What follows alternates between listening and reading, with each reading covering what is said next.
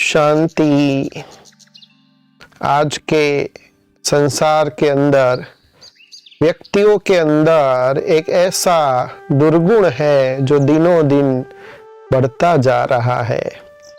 उसके अंदर पद है, पोजीशन है, पैसे, धन दौलत सब कुछ है, बहुत सारी विशेषता है, लेकिन एक दुर्गुण के कारण वह अंत में पराजित हो जाता है।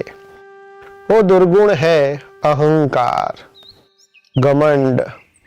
आज इंसान के अंदर घमंड बहुत है, मैं ही सब कुछ हूँ, लेकिन ये अहंकार अंत में हार की तरफ ले जाता है।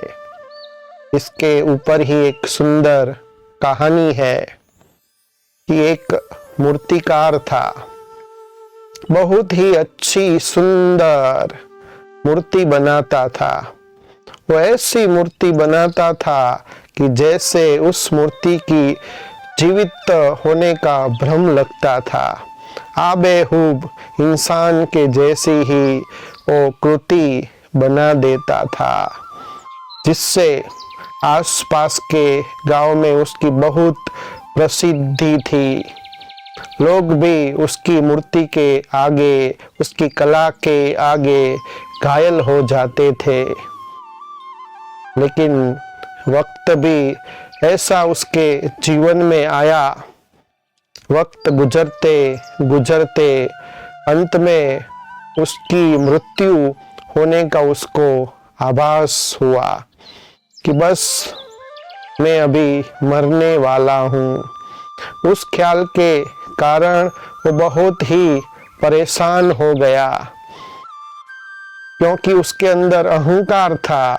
उसको भी अपनी कला के ऊपर बहुत ही घमंड था कि मेरी जैसी कलाकृति मूर्ति कोई बना नहीं सकता है।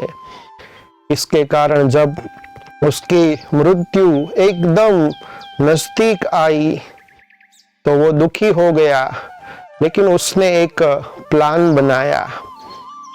उसने अपने जैसी ऐसी 10 मूर्तियां बना दी। बस अभी यमदूत आने ही वाले थे उसको लेने के लिए, तो तुरंत ही वो 10 मूर्तियों के बीच में वो जाकर बैठ गया।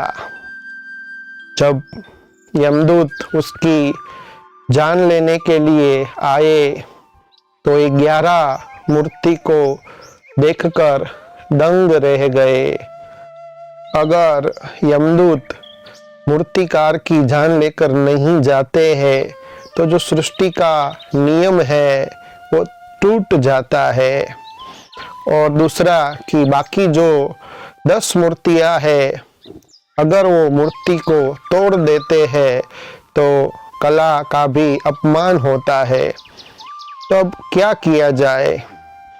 तो तुरंत ही एक जो यमदूत था उसको बहुत ही अच्छा विचार आया।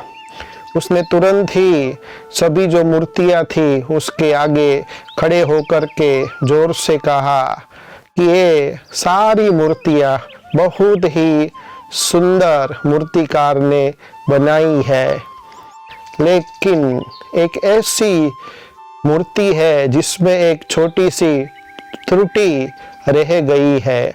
अगर वो त्रुटि नहीं होती तो ये मूर्ति भी सुंदर बन जाती।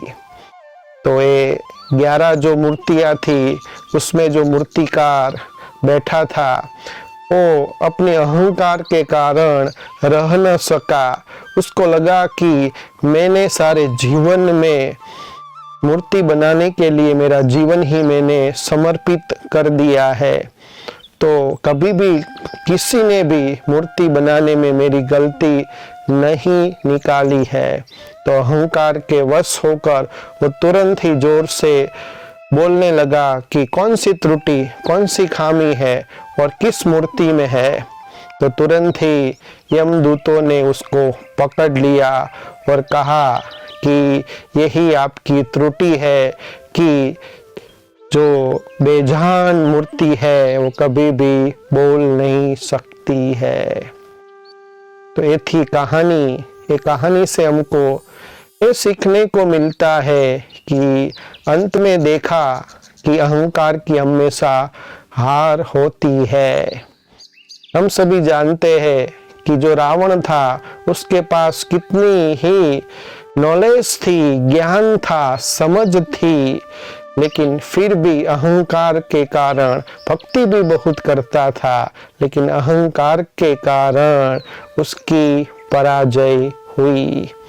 तो अहंकार न रखकर हमेशा हमको नम्रता अपनानी चाहिए, क्योंकि जितना हम झुकेंगे, जितना हम नम्र बनेंगे तो सभी हमको अवश्य ही सहयोग देते हैं। अहंकारी जो व्यक्ति होता है उसको कोई का भी सहयोग भी नहीं मिलता है। अच्छा, ओम शांति।